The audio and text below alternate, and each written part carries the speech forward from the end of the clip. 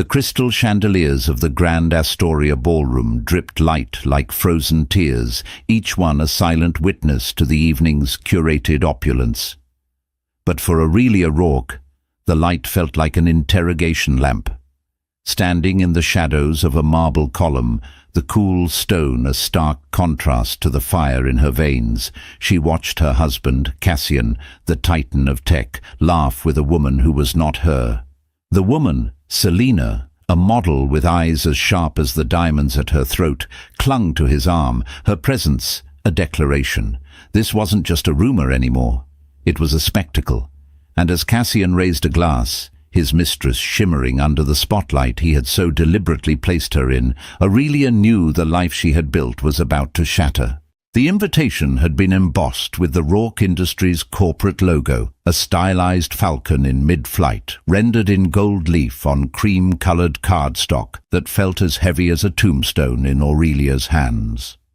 The annual Rourke Industries Benefactors Gala was the crown jewel of New York's philanthropic season, an event Cassian orchestrated with the same ruthless precision he applied to his hostile takeovers. It was a night for performance, for the careful display of power and success. This year, Aurelia understood with a chilling certainty the performance was all that mattered. She had chosen her dress weeks ago, a deep emerald silk gown by a designer whose name was whispered in reverent tones. It was a dress meant to command attention, to glide through a room and leave a wake of admiration. Now it felt like armor. Each stitch was a defense against the whispers she knew were already circulating, the pitying glances she could feel even with her back turned. At 7 months pregnant, the soft swell of her belly was a constant, gentle reminder of the future she and Cassian were supposed to be building, a future that now felt like a cruel fantasy. From her vantage point behind the column, the ballroom was a kaleidoscope of glittering jewels, forced smiles, and the low hum of calculated conversation. She saw Cassian moving through the crowd, Selena a splash of crimson at his side. He was in his element, a king in his court. His smile was broad and genuine, the one he rarely showed her anymore. He would pause to shake a hand, his other hand resting possessively on the small of Selena's back. A gesture so intimate, so proprietary, it made Aurelia's breath catch in her throat. She remembered a time when that hand, those smiles, had been hers. She remembered late nights in their first tiny apartment, fueled by cheap wine and ambitious dreams. He had been a different man then. Or perhaps she had simply been a different woman, one who hadn't yet learned the cost of his ambition. The Cassian who now held court was a stranger, a man forged in boardrooms and polished by the sycophantic praise of those who wanted a piece of his empire. A waiter drifted by, his silver tray laden with champagne flutes.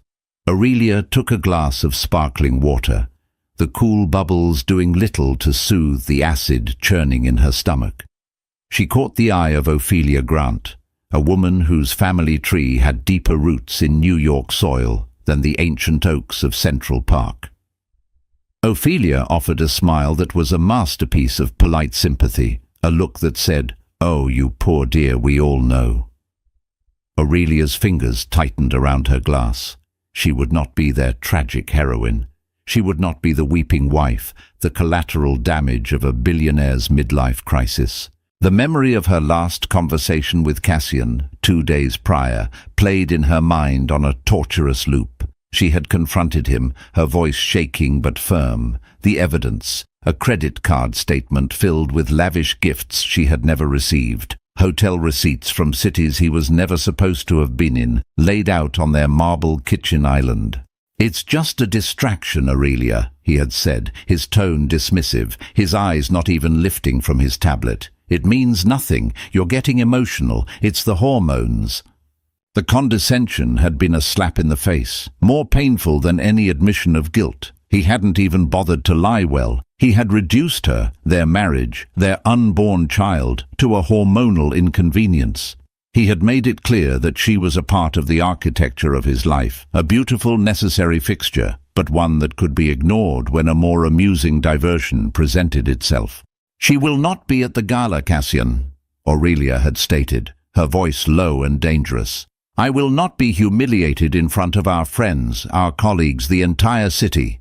He had finally looked up then, a flicker of annoyance in his cool grey eyes. "Everything I do has a purpose. You need to trust that. Don't make a scene." It wasn't a reassurance, it was a threat. Don't make a scene. Don't embarrass me. Know your place. And now, here she was, in her place, tucked away in the shadows, while his mistress basked in the glow of his spotlight. He was making a statement, not just to her, but to everyone. He was untouchable, a man who could flaunt his transgressions without fear of consequence. He was showing them all that he answered to no one. The orchestra swelled, the first notes of a waltz filling the air. Cassian led Selina to the center of the dance floor. The crowd parted for them as if they were royalty. He placed a hand on her waist and they began to move, a perfect, practiced pair. The crimson of her dress swirled around his tailored tuxedo, a flag of victory planted in the heart of their life. Aurelia felt a profound, hollowing emptiness. It wasn't just betrayal, it was erasure. He was dancing with another woman on the stage he had built, under the lights he controlled, effectively erasing the years they had spent building it together. She had been his partner, his confidant, the one who had believed in him when Rourke Industries was just a dream sketched on a napkin. She had sacrificed her own career in art curation to support his, believing they were a team. Now she saw with blinding clarity that she had only ever been a stepping stone. A wave of nausea and dizziness washed over her. The baby kicked, a sudden, sharp reminder of the innocent life caught in this crossfire. That kick was a jolt, a spark in the cold darkness of her despair. It was a reminder that she was not just fighting for herself. She straightened her shoulders, the emerald silk of her dress rustling with the movement. The performance was not over. Cassian had set the stage, but he had made a critical error. He had assumed he was the only one with a role to play. He had underestimated the woman who had stood by his side, the woman who knew all his secrets, the woman who was about to write her own scene. She took a slow, deliberate breath, the air thick with expensive perfume and unspoken judgments. Her heart, which had been hammering against her ribs, settled into a steady, resolute rhythm. The gilded cage had been beautiful, comfortable, and suffocating, but the door was now open, and she was about to walk out. The main doors of the Astoria ballroom were 20-foot-tall behemoths of carved mahogany and polished brass, designed to make an impression. They swung inward with a silent, dramatic grace, commanded by two uniformed attendants. And through them, Aurelia Rourke walked back into the room she had just fled. But she did not walk alone. On her arm was Magnus Ellery. If Cassian Rourke was the new king of New York's tech empire, Magnus Ellery was the emperor of its old-world finance. His firm, Ellery Capital, was a legend, a quiet, formidable force that had weathered decades of market storms without so much as a tremor. Magnus himself was an enigma. Rarely photographed, intensely private, he was a man whose influence was felt in every corner of the city, but whose presence was a commodity more valuable than gold. He was older than Cassian, with silver threading his dark hair and eyes that held a calm, assessing intelligence. He wore a classic tuxedo, with an effortless elegance that made Cassian's custom-made suit look like a costume. Their entrance was a masterstroke of dramatic timing. The waltz had just ended. Cassian and Selina were standing in the center of the floor, accepting the polite applause of the onlookers. A lull had fallen over the grand ballroom, a momentary pause in the symphony of chatter. Into that silence Aurelia and Magnus stepped. A ripple went through the room, a wave of whispers that started at the doors and spread like wildfire. Heads turned, conversations faltered, champagne flutes paused halfway to lips.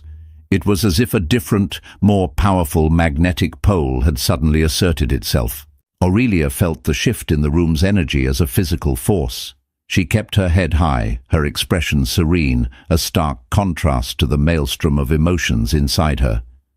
Her hand rested lightly on Magnus's arm, and she drew strength from his solid, reassuring presence. He had met her in the lobby, his expression one of quiet concern, after she had sent him a single desperate text message. "I need a friend." He had simply nodded, his eyes understanding, and offered his arm. Cassian saw them first. The triumphant smile on his face froze, cracking like thin ice. His eyes narrowed, a flash of pure, undiluted fury replacing the smug satisfaction of moments before. He dropped Selina's hand, as if it were hot to the touch. Selina, for her part, looked confused, her perfectly made-up face a mask of bewilderment as the attention of the entire room, which she had so enjoyed, was suddenly torn away from her. Aurelia and Magnus did not stop. They moved with a slow, deliberate pace, not towards Cassian, but towards the raised dais at the far end of the room, where the most influential guests were seated. They were a vision of united elegance and power. Aurelia, in her emerald gown, a pregnant Madonna, and Magnus, the silver-haired lion of Wall Street, her stoic protector. The message was clear, and it was devastatingly effective. This was not a scorned wife making a scene. This was a woman of substance, of connections, arriving with an ally whose power dwarfed her husband's. She was not alone. She was not weak. She was flanked by a titan. People who had been avoiding Aurelia's gaze all evening now clamoured to greet her. "Aurelia, darling, you look radiant," cooed Ophelia Grant, her earlier pity replaced by a fawning admiration. "Magnus, what a surprise to see you here," boomed a banking executive, clapping Magnus on the shoulder, his eyes darting nervously towards Cassian. Aurelia accepted their greetings with a calm, regal grace. She was no longer the woman hiding behind a marble column. She was the center of this new, gravitational pull. Magnus handled the interruptions with practiced ease, his quiet charisma a shield for them both. From across the room, Aurelia could feel Cassian's stare. It was a physical weight, a burning pressure. She knew his mind. He was calculating, processing this new, unexpected variable. Magnus Ellery was not just a rival, he was from a different league. Cassian had built his empire on disruption, on breaking the old rules. Magnus Ellery was the old rules, the bedrock of the establishment that Cassian secretly craved to be a part of. For Magnus to be here, on Aurelia's arm, was a strategic blow far more damaging than any public tantrum. Finally, their slow procession brought them face to face with Cassian. He had crossed the ballroom floor, his stride tight with anger. Selina trailed a few steps behind him, looking lost and out of her depth, a brightly colored bird in a cage that had suddenly become a battlefield. "Aurelia," Cassian said, his voice a low growl, meant for her ears alone. "What the hell is this?" Aurelia met his gaze, her own eyes cool and steady. "I believe it's your party, Cassian. I was just mingling." "With him?" He shot a venomous look at Magnus. "What is he doing here?" It was Magnus who answered, his voice smooth as aged whiskey. "Cassian, good to see you. I was just escorting a dear friend. Aurelia wasn't feeling well earlier, and I wanted to ensure she was all right." The explanation was plausible, polite, and utterly devastating. It painted Cassian as a neglectful husband, so absorbed in his own affairs that another man had to step in to care for his pregnant wife. It was a perfectly crafted insult, delivered with the precision of a surgeon. Cassian's face flushed a dark, mottled red. He was a man used to being in complete control, and in the space of 5 minutes he had lost it entirely. He had wanted to make a statement, to show off his power by flaunting his mistress. But Aurelia, with one calculated move, had turned his own stage against him. She had shown him and everyone else what real power looked like. It wasn't loud and flashy. It was quiet, established, and standing right beside her. "We need to talk," Cassian hissed at Aurelia, grabbing her arm. Before she could react, Magnus's hand covered Cassian's. His grip was surprisingly strong, his voice dropping to a near whisper, yet carrying an unmistakable edge of steel. "I would advise you to take your hand off her," Magnus said. It was not a request. Cassian flinched as if burned, snatching his hand back. The three of them stood in a silent tableau for a moment, the air crackling with unspoken violence. The orchestra, sensing the tension, nervously began to play again, a light, frivolous tune that was a grotesque counterpoint to the drama unfolding. Aurelia looked from her husband's furious face to Magnus's calm, protective one. In that moment, the last vestiges of her love for Cassian crumbled into dust. It wasn't just the affair. It was the arrogance, the cruelty, the utter disregard for her as a person. He hadn't just broken their vows, he had tried to break her spirit. She turned away from Cassian, giving him her back in a final dismissive gesture. "Magnus," she said, her voice clear and carrying, "I believe you were about to introduce me to the Japanese ambassador. I've so wanted to discuss the Hokusai exhibit with him." She allowed Magnus to lead her away, leaving Cassian standing alone in the middle of the dance floor, his mistress a forgotten accessory at his side. He was the host of the party, the king of the castle, and he had never looked so small or so utterly alone. The uninvited guest had not been Magnus Ellery. It had been the new Aurelia Rourke, a woman who had just discovered the difference between a gilded cage and a throne. The rest of the gala unfolded like a slow-motion chess match. Every glance, every whispered conversation, every shift in allegiance was a move on the board. Aurelia, with Magnus as her steadfast rook, navigated the treacherous currents with a newfound clarity. She was no longer just Cassian's wife. She was a player in her own right, and she was learning the rules of the game with astonishing speed. Magnus led her to a quieter corner of the ballroom, a secluded alcove overlooking the moonlit gardens. The noise of the party faded to a distant murmur. "Are you all right?" he asked, his voice gentle, his eyes searching her face. Aurelia managed a small, grateful smile. "I am now. Thank you, Magnus. You didn't have to do this." "Aurelia," he said, his expression serious. "Your father was my dearest friend. He made me promise I would always look out for you. I'm only sorry I did not see how much you needed it sooner." Her father, a man of quiet integrity who had built a respectable, if not spectacular, publishing house, had passed away 2 years ago. He had always been wary of Cassian, seeing a ruthlessness in him that Aurelia, blinded by love, had mistaken for ambition. Magnus's words were a balm on a raw wound, a reminder that she was not just an extension of Cassian, but the daughter of a good man, a friend to another. "He tried to warn me," she admitted, her voice thick with emotion. "He said Cassian collects beautiful things but doesn't know how to care for them." She placed a hand on her belly. "I should have listened." "What Cassian did tonight," Magnus said, his gaze sweeping across the ballroom to where Cassian was now engaged in a tense, animated conversation with his board members, was not just an act of personal cruelty. It was a strategic error. A man who is so reckless in his personal life invites questions about his professional judgment. He has made himself vulnerable. His words hung in the air, imbued with a meaning that went beyond simple observation. Magnus wasn't just offering comfort, he was offering an education. He was showing her the levers of power that existed just beneath the glittering surface of their world.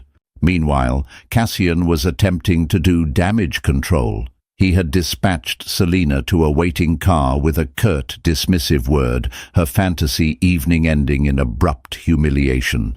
Now, he was trying to salvage his reputation with the people who mattered, his investors, his board. "It's a misunderstanding," he was saying to a grim-faced Edgar Whitlow, the chairman of his board. "Aurelia is emotional, the pregnancy, you know how it is. And Ellery, he's an opportunist, always has been. He sees a chance to rattle the cage." But Edgar Whitlow was not a fool. He had seen the look on Cassian's face when Magnus and Aurelia had entered. He had seen the public humiliation, the loss of control. "What we know, Cassian," Whitlow said, his voice dry, "is that our stock price is tied to your image as a stable, forward-thinking leader. This is not stable. This is a soap opera. Clean it up." It was an order, couched in the language of corporate advice. The message was clear. The king was on thin ice. Cassian's frustration mounted. He felt trapped. He had intended the evening to be a demonstration of his untouchable power, a way to put Aurelia in her place and introduce Selina into his public life on his own terms. He had wanted to prove that he could have it all. Instead, he had been outmaneuvered and publicly chastened. His wife, the woman he had considered a beautiful, docile asset, had just declared war, and she had brought a cannon to a knife fight. He finally broke away from his board members and cornered Aurelia as she was saying goodnight to the ambassador. Magnus had stepped away to take a phone call, giving Cassian the opening he needed. He pulled her into the same alcove where she and Magnus had been speaking, his grip on her elbow painfully tight. "What do you want, Aurelia?" he demanded, his voice a venomous whisper. "Is it money? A bigger settlement? What's your price to make this go away?" Aurelia looked at him, at his handsome face, now twisted with rage and desperation, and she felt nothing but a cold, profound pity. He still thought this was a transaction, a negotiation. He couldn't comprehend that he had broken something that had no price tag. "There is no price, Cassian," she said, her voice even. "There is no making this go away. You did this. You lit this fire, and now we all have to watch it burn." "Don't be so dramatic," he sneered. "You think running to Magnus Ellery makes you a player. He's using you, Aurelia. He's trying to get at me through you." "Is that what you think?" she asked, a genuine curiosity in her tone. "That everything, everyone, is just a pawn in your game? It never occurred to you that he might just be a friend, that he might be a decent human being who saw a woman in pain and offered his help?" His silence was its own answer. The concept was alien to him. In his world, every action had a motive. Every kindness was a calculated investment. "Here is what is going to happen," Aurelia said, her voice hardening, taking on a strength she didn't know she possessed. She was no longer the pleading wife in their kitchen. She was a queen delivering an ultimatum. "You are going to leave our home tonight. My lawyer will be in contact with yours in the morning. We will discuss the terms of our separation and the arrangements for our child." "You can't be serious," he scoffed, though a flicker of fear danced in his eyes. "You're throwing away everything we've built." "No, Cassian," she corrected him, pulling her elbow from his grasp. "You threw it away. You just didn't realize it until tonight. You were so busy showing the world how powerful you are that you forgot to check if your foundations were sound. And they're not. They're built on lies, and they're crumbling." Magnus returned, his phone call finished. He assessed the scene in an instant, the tension between the couple, the defiant look on Aurelia's face. "Is everything all right here?" he asked, his calm voice cutting through the anger. "Everything is fine," Aurelia said, not taking her eyes off Cassian. "My husband was just leaving." She turned and took Magnus's arm, a final act of severance. As they walked away, leaving Cassian alone in the shadows of the alcove, the whispers of the party guests seemed to grow louder, weaving a narrative that Cassian could no longer control. He had wanted to be the author of the evening's story, but his protagonist had just walked off the page, taking the plot with her. He was left with an empty stage, a failed performance, and the chilling realization that the empire he had built was about to face its greatest threat, the woman he had so foolishly underestimated. The drive back to the Fifth Avenue penthouse she had once called home was silent and surreal. The city lights blurred into streaks of gold and silver through the rain-streaked windows of Magnus's town car. Each drop of rain seemed to echo the shattering of her life. The adrenaline that had carried her through the evening began to recede, leaving behind a deep, aching exhaustion. Magnus didn't press her to talk. He simply sat beside her, a quiet, grounding presence in the back of the silent car. When they pulled up to the imposing limestone building, Mr. Fallon, the doorman, rushed out with an umbrella, his eyes wide with a mixture of concern and professional discretion. "Will you be all right?" Magnus asked as he walked her into the marble-floored lobby. "I will be," Aurelia said, and for the first time she truly believed it. "Thank you, Magnus, for everything." "Get some rest, Aurelia," he said, giving her arm a gentle squeeze. "And call me if you need anything at all. My offer of friendship is not a temporary one." She watched him go, the epitome of quiet strength, before turning to the private elevator that would take her upstairs. The apartment was vast and silent, a mausoleum of their shared life. The floor-to-ceiling windows showcased a panoramic view of Central Park, a glittering, indifferent witness. Every piece of art, every custom-made piece of furniture had been chosen by them together. Now they felt like artifacts from a different civilization. She walked through the silent rooms, her heels clicking on the polished floors. She saw the ghost of their life everywhere, the sofa where they'd curled up to watch movies, the dining table where they'd hosted their first dinner party, the small sunlit room she had just finished converting into a nursery, filled with hopes and dreams that now felt like ashes in her mouth. The anger that had fueled her at the gala had cooled, replaced by a profound, gut-wrenching grief. She wasn't just losing a husband, she was losing the entire future she had envisioned. She sank onto the edge of the bed they had shared, the bed he would not be sleeping in tonight, and finally allowed the tears to come. They were not the weak, hysterical tears he would have expected, but silent, hot tears of mourning for the man he once was, and for the woman she had been with him. 2 hours later, Cassian arrived. He didn't use his key, but had Mr. Fallon announce him, a petty power play to establish that he was entering on his own terms. Aurelia, having cried herself out, met him in the foyer. She had changed out of her gown and into a simple cashmere robe, her face scrubbed clean of makeup. She felt raw, exposed, but resolute. "I'm here to pack a bag," he said, his voice clipped and cold. He refused to meet her eyes. "Fine," she said, her voice flat. "Don't take your time."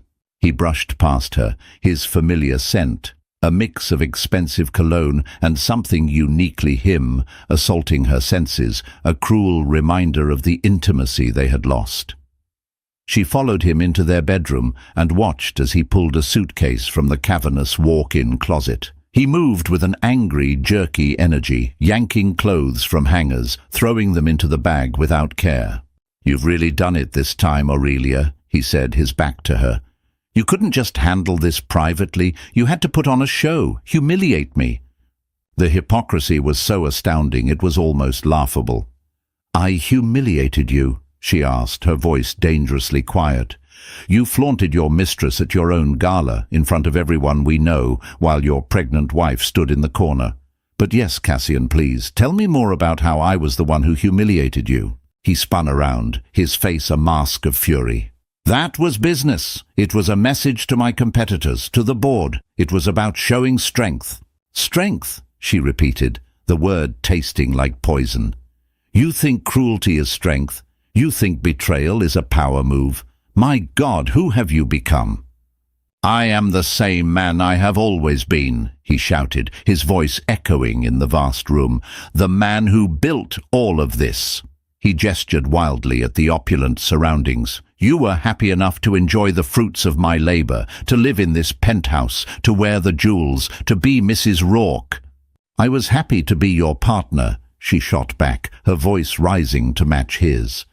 "I was happy to be your wife. The other things, the fruits, they were just things, Cassian. They were never the point. But they became the point for you, didn't they? The only point." He had no answer for that. He stuffed a handful of ties into his suitcase and slammed it shut. He walked towards the door, pausing as he drew level with her. "My lawyers will drain you," he hissed, his voice low and menacing. "You'll walk away with nothing. I'll make sure of it. I will fight you for custody. I'll paint you as an unstable, vindictive gold digger. You will regret this." The threat, meant to terrify her, had the opposite effect. It clarified everything. The man she had loved was truly gone, replaced by this cold, ruthless stranger. The last flicker of hope that they could salvage something, anything from the wreckage was extinguished. "And I," she said, her voice trembling but firm, "will fight you with the truth, and we'll see which one is more powerful." He stared at her for a long moment, a storm of emotions warring in his eyes, anger, disbelief, and something she couldn't quite name. Was it a flicker of respect, or was it fear? Then he turned and walked out, the sound of the front door closing behind him a definitive, resounding finality. The silence he left behind was different. It was no longer heavy with grief. It was clean, empty, a blank slate. The facade had fractured, the pieces lying shattered on the floor. It was a mess, a disaster, but for the first time in a very long time, Aurelia felt like she could breathe. The gilded cage was broken. Now she had to figure out how to fly. The days that followed were a blur of legal consultations, hushed phone calls, and the suffocating weight of a future that was suddenly terrifyingly uncertain. Cassian was true to his word. The first letter from his legal team was a declaration of war, a scorched earth strategy designed to intimidate and overwhelm. They contested the prenuptial agreement, accused her of infidelity with Magnus, and threatened to prove her an unfit mother before the baby was even born. It was brutal, and it was meant to be. Cassian was using the only language he truly understood, overwhelming force. He believed he could bully her into submission, that she would crumble under the pressure and accept whatever meager settlement he offered. Aurelia, however, did not crumble. She found a lawyer, a sharp, empathetic woman named Clara Winslow, who specialized in high-conflict divorces. Clara read the letter from Cassian's team with a calm, practiced eye. "This is standard bully tactics," Clara said, sliding the papers across her polished desk. "It's all sound and fury. They have no evidence for any of this, and they know it. They're just trying to scare you." "It's working," Aurelia admitted, her voice small. "That's okay," Clara replied with a reassuring smile. "Let them be loud. We are going to be smart, we are going to be prepared, and we are going to be meticulous." True to his promise, Magnus remained a steadfast presence. He didn't offer advice unless asked, nor did he interfere in her legal strategy. Instead, he offered a different kind of support. He called every day, just to check in. He sent over meals from his personal chef, knowing she probably wasn't eating properly.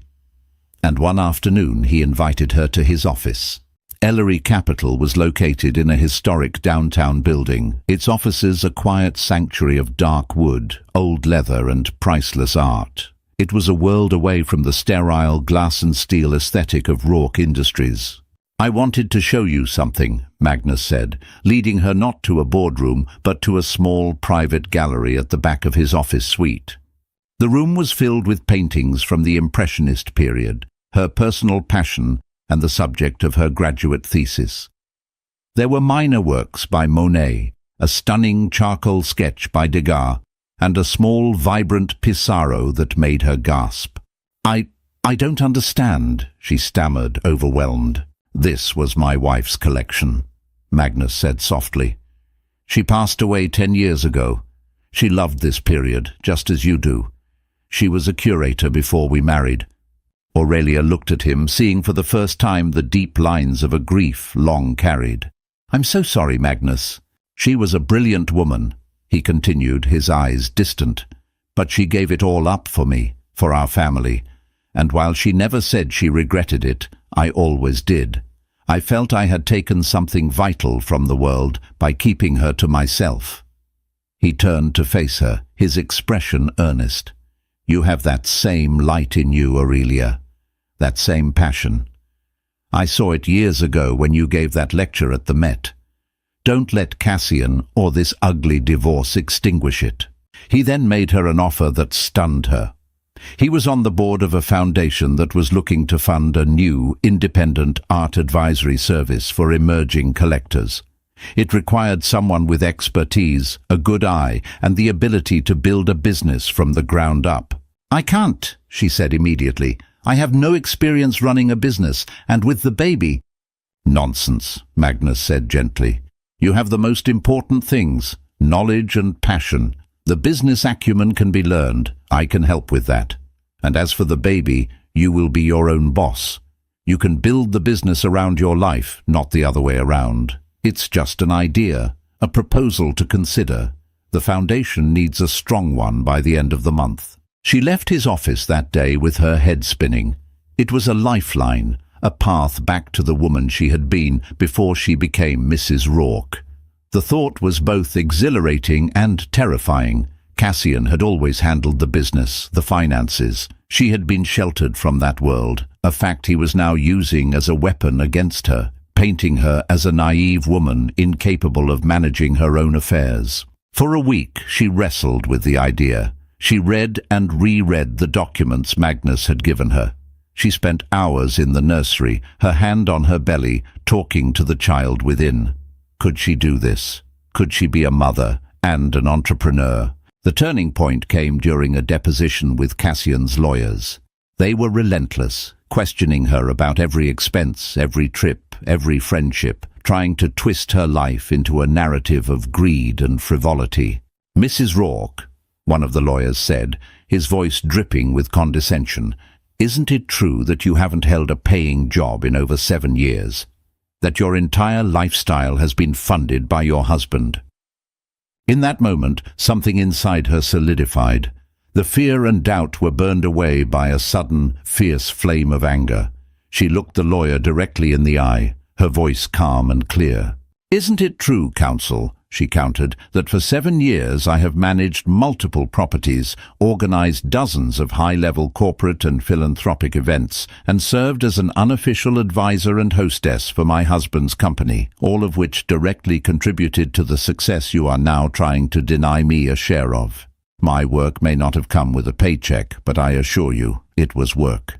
She left the deposition feeling 10 feet tall. That evening she sat down at her desk and began to write. She poured all of her knowledge, her passion and her newfound resolve into the proposal for the Art Advisory Foundation. She worked for days, fueled by a sense of purpose she hadn't felt in years. She wasn't just writing a business plan, she was writing her Declaration of Independence. When she finally sent the completed proposal to Magnus, she felt a sense of peace.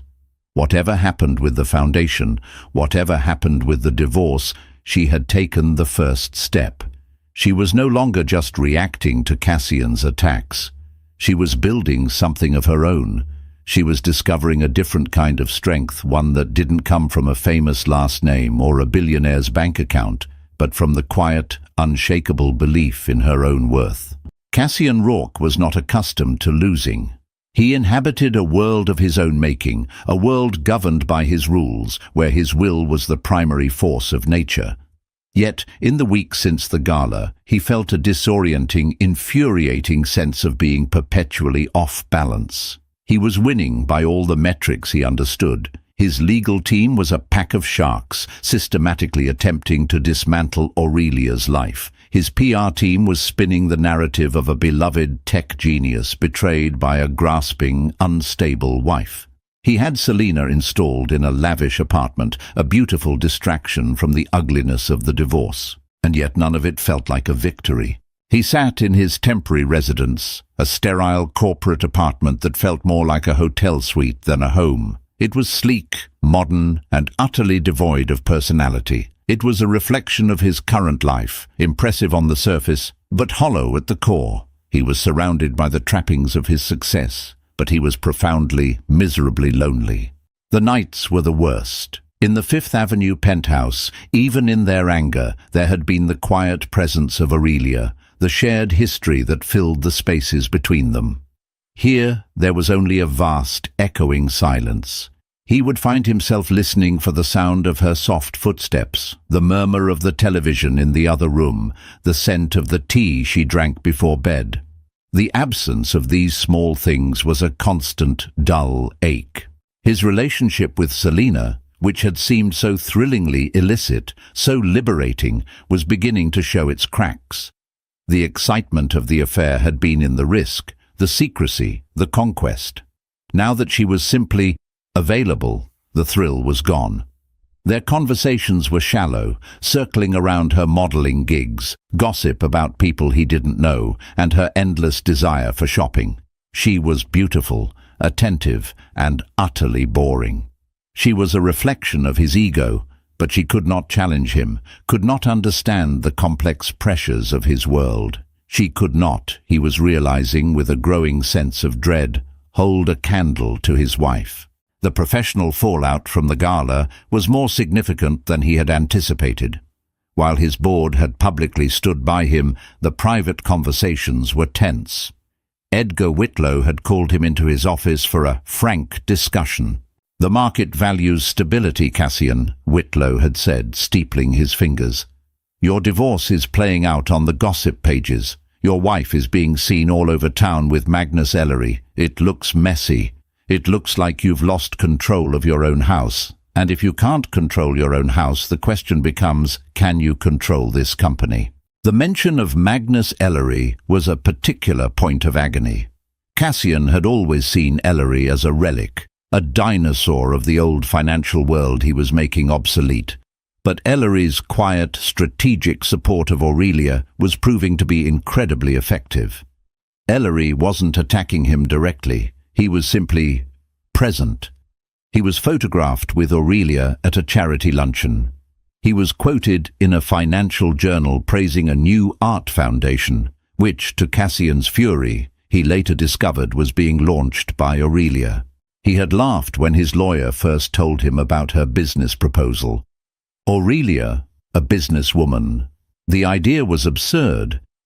But then the funding had come through, backed by one of the city's most prestigious foundations, a foundation on whose board Magnus Ellery sat. It was a brilliant move, a way for Ellery to empower Aurelia without simply handing her money. He was giving her a platform, a purpose. He was helping her build a new identity, one that had nothing to do with being Mrs. Rourke. Cassian found himself obsessively tracking her progress. He read the society pages, not for his own mentions, but for hers. He saw photos of her, radiant and smiling, her pregnancy more pronounced, meeting with clients, attending gallery openings. She looked happy. She looked strong. She looked like the woman he had first fallen in love with, the passionate, intelligent art expert, not the subdued, polished wife she had become. A painful, unwelcome thought began to take root in his mind. Had he been the one to extinguish that light in her? He had always told himself he was giving her the world. But what if he had just been trapping her in his? The weight of his crown, the one he had fought so hard to place on his own head, was becoming unbearable. He was the king of an empire, but his kingdom felt empty. He had the power to crush anyone who stood in his way, but the one person he truly wanted back was the one person his power could not touch. One evening, driven by an impulse he didn't understand, he drove past their old building. He looked up at the penthouse, at the warm lights glowing in the windows. He imagined her in there, perhaps in the nursery, preparing for the arrival of their child, a child he was now fighting in court to control. The sheer, ugly reality of what he was doing, of the threats he had made, crashed down on him. He wasn't just divorcing his wife, he was trying to destroy her. Why? Because she had defied him, because she had embarrassed him, because she had held up a mirror and he hadn't liked the reflection. He rested his forehead against the cold leather of the steering wheel, the engine humming quietly. He had won every battle, amassed a fortune, built an empire from nothing. He was Cassian Rourke, the man who had everything, and he had never felt so utterly, completely bankrupt. The war of attrition dragged on for months, a slow, grinding process designed to wear Aurelia down. Cassian's lawyers filed motion after motion, demanding endless depositions, drowning Clara in paperwork. It was a strategy of financial and emotional exhaustion, and there were days Aurelia felt it was working. The pregnancy was advancing, her body was changing, and the stress was a constant, unwelcome companion. But with each new challenge, she found a deeper well of resilience. Her work became her sanctuary. Dane Art Advisory, as she had named it, was a fledgling enterprise, but it was hers. She started small, taking on a few clients Magnus had recommended. Her approach was different from the established, stuffy art dealers. She focused on education, on helping new collectors develop their own tastes, on finding value in emerging artists rather than just chasing big names. Her passion was infectious, and her reputation began to grow. An article in a high-end design magazine praised her fresh, demystifying approach to art collecting. It was a small victory, but it felt monumental. It was proof that she could build something on her own merit. Magnus remained her silent partner in the background. He never interfered, but his belief in her was a constant source of strength. Their relationship was one of deep, platonic friendship, a bond forged in crisis and cemented by mutual respect. He was a mentor, a guide, and the family she so desperately needed. He taught her to read financial statements, to negotiate contracts, to think strategically. "Cassian is playing checkers," Magnus told her one afternoon over lunch. "He's making aggressive, obvious moves, trying to take your pieces off the board. You need to play chess. Think 5 moves ahead. Let him exhaust himself while you build your position." Taking his advice, Aurelia and Clara shifted their strategy. They stopped reacting to every provocation. They meticulously documented Cassian's attempts at intimidation, his lavish spending on Selena, and his increasingly erratic business decisions, which were starting to be whispered about in the financial press.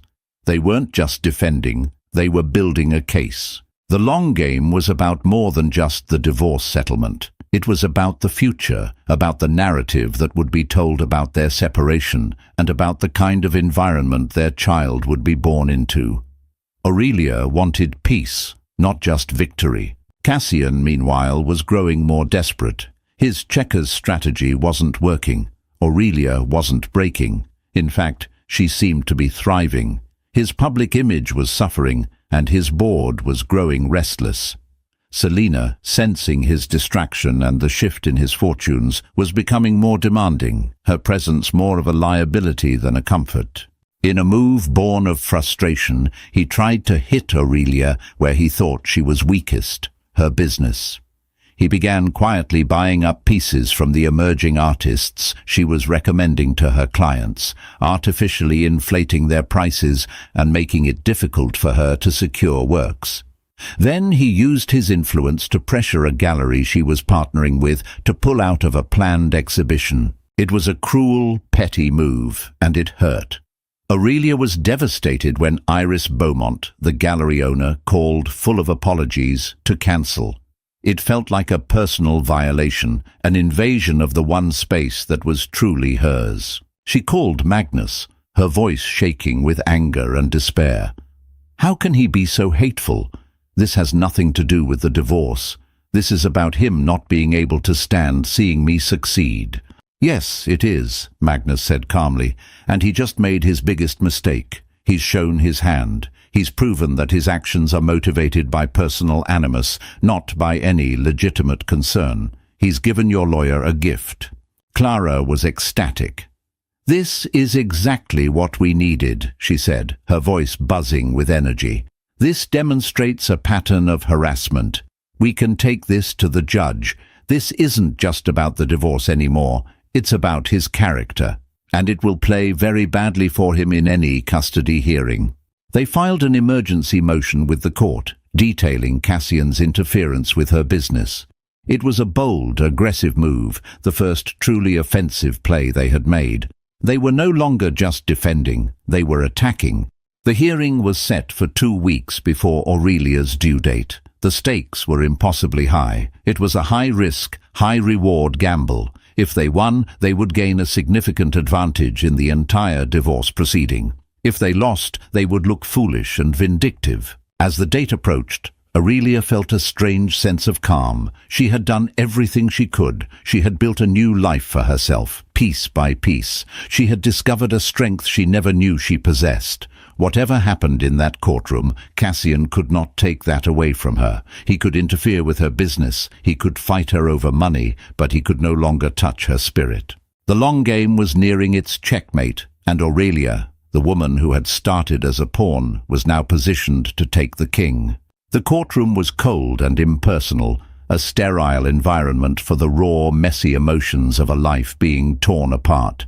Aurelia sat beside Clara, her hands resting on her swollen belly, a silent testament to what was truly at stake. Across the room, Cassian sat with his legal team, his face a stony mask, though Aurelia could see the tension in his jaw, the slight tremor in his hand as he adjusted his tie. The hearing began, and Cassian's lawyers came out swinging. They painted Aurelia as a vindictive opportunist, her new business a sham designed to extract more money from him. They argued that Cassian's art purchases were simply the actions of a savvy investor. Is it Mr. Rourke's fault that he has a better eye for talent than his estranged wife? His lawyer asked with a smirk. When it was Clara's turn, she didn't call witnesses or present dramatic evidence. She simply and methodically laid out the timeline. She showed how, within days of Dane Art Advisory being featured in a magazine, Cassian, a man who had never shown any interest in emerging artists, began a targeted campaign of purchasing works by every artist on her client roster. She presented the email from the gallery owner, who, under subpoena, had forwarded Cassian's thinly veiled threats. But her masterstroke was a piece of evidence Aurelia hadn't even known existed.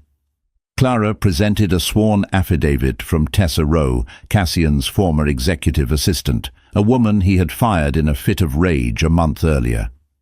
Tessa Rowe testified that she had been instructed by Cassian to create a list of Aurelia's clients and artist contacts, and that he had explicitly said, "I'm going to bleed her dry, in court and in business."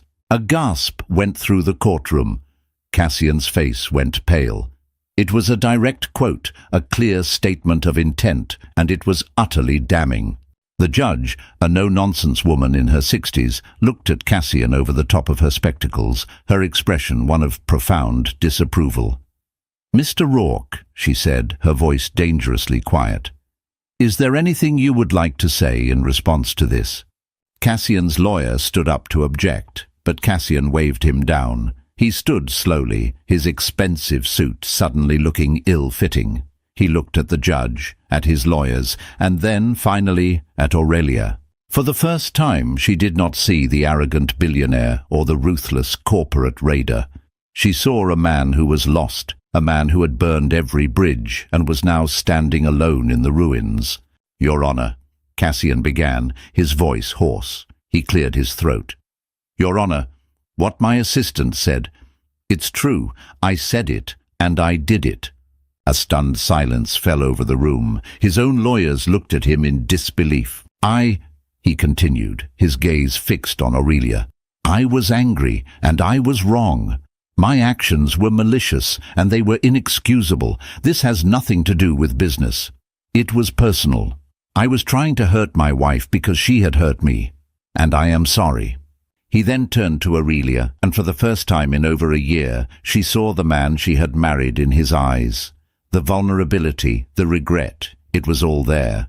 "I'm sorry, Aurelia," he said, his voice breaking, "for everything." It was not a strategic move. It was a surrender, a confession. In that moment, in the cold light of the courtroom, Cassian Rourke had finally told the truth. The judge ordered a recess. Aurelia, Clara, and Cassian's team were sent to a conference room to discuss a settlement in light of his admission. The fight was over. Cassian instructed his lawyers to agree to all of Aurelia's original terms. The prenuptial agreement would be honored, she would get the penthouse, and a generous trust would be established for the child.